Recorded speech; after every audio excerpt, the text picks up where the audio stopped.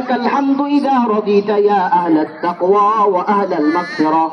والصلاة والسلام على أشرف الأنبياء والمرسلين. ونشهد أن لا إله إلا الله وحده لا شريك له، ونشهد أن محمدا عبده ورسوله. الله أكبر الله أكبر، لا إله إلا الله والله أكبر، الله أكبر ولله الحمد. فيا أيها المصلون الحاضرون، نحمد الله تبارك وتعالى أولا بأن الله تبارك وتعالى قد وفقنا بالقدوم في هذا الميدان لأداء صلاة عيد الأضحى. فيجب لنا أن نشكر الله تبارك وتعالى بالإيمان والاحتساب. الله أكبر الله أكبر، لا إله إلا الله والله أكبر، الله أكبر ولله الحمد. فيا أيها المحبين، اليوم عيد الأضحى، اليوم يوم عيد الأضحى. هذا اليوم فيه عمل عظيم، فيه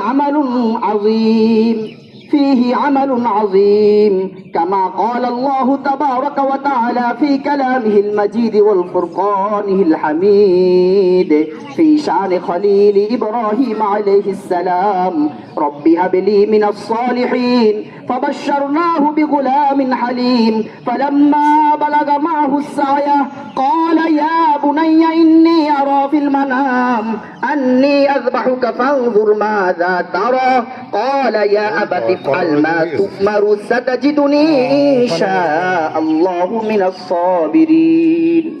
الله أكبر الله أكبر، لا إله إلا الله والله أكبر، الله أكبر ولله الحمد.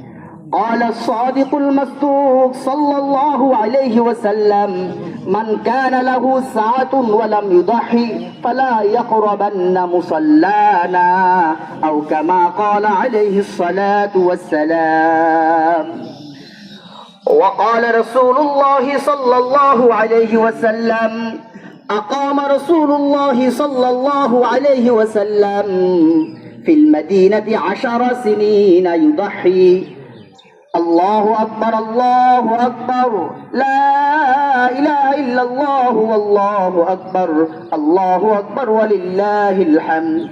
الله أكبر الله أكبر، لا إله إلا الله والله أكبر، الله أكبر ولله الحمد. الله أكبر الله أكبر، لا إله إلا الله والله